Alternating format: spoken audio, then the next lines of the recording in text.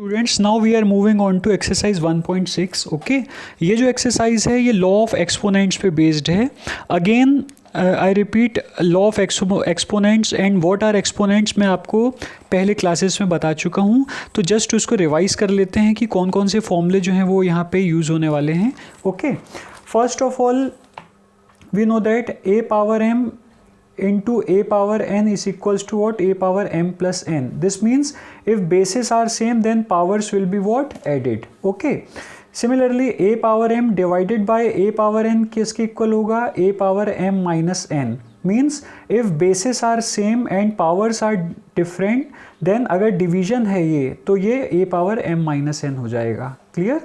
Similarly, a power m raised to power n will be equals to what? A power m into n. Okay.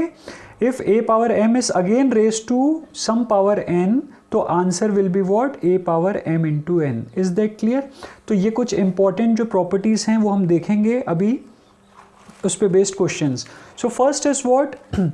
64 power 1 by 2. Okay, so our sum is what here? Our sum is what? 64 raised to power 1 by 2. So हमको 64 को कुछ ऐसे लिखना है, we have to express this 64 in such a way that 64 can be expressed as square of a number, क्योंकि यहाँ पे हमें पावर क्या दिख रही है? 1 by 2. ओके, तो ये पावर 1 by 2 है. This means what? यहाँ पे डिनोमिनेटर में 2 है, तो we have to express this 64 into such a number that number if squared give 64. मतलब उस नंबर का अगर हम स्क्वायर करेंगे तो हमें 64 मिल जाए.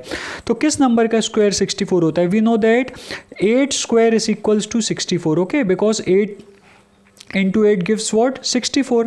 तो हम 64 can be written as what? 8 square. Okay, हम 64 को 8 का स्क्वायर लिख सकते हैं. Now since we know that since a power m whole raise to power n is equals to what? a power m into n होता है, ये अभी मैंने आपको बताया. सो यहाँ पे m is what? Here m is what? 2 and n is what? 1 by 2.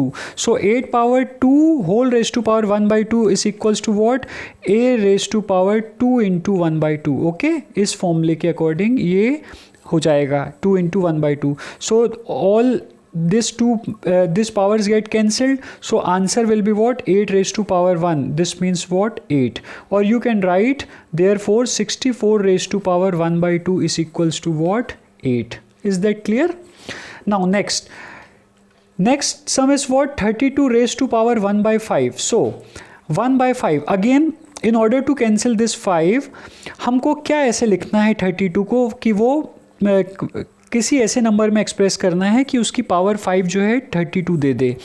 Again I am repeating, we have to express 32 in such a form that it can be written as in the form of some number raise to power 5. Okay, so हम इसको कैसे लिख सकते हैं? We know that 2 raise to power 5 gives 32. Okay, 2 power 5 किसके equal होती है? 32 के इक्वल होती है. So again we are applying this identity. a raise to power m whole raise to power n is equals to what? a power m into n. Okay, so this will be equals to what? 2 raise to power 5 into 1 by 5. Clear?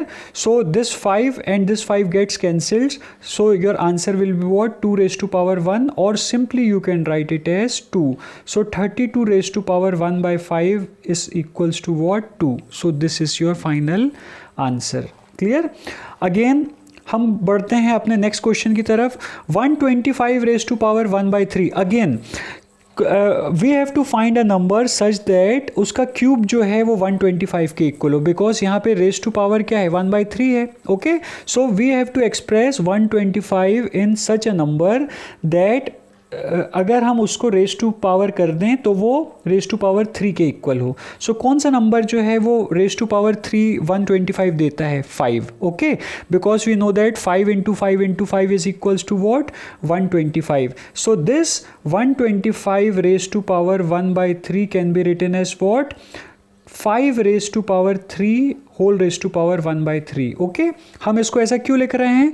Because we have to cancel this power. Okay, so again I am applying the same identity a power m whole raised to power n, which is equals to what? A power m into n. Clear? So this will be equals to what? 3 raised to power 3 into 1 by 3. Again 3 and 3 will get cancelled, so it will become what? 5 power 1. Or simply you can write 125 raised to power 1 by 3 is equals to what? 5. So this is your final answer. So this question is based on which identity? A raised to power m whole raised to power n equals to a power m into n. So we have solved all these 3 sums. हमने ये तीनों sums कर लिए हैं. तो next video में we will solve question number 2. Thank you.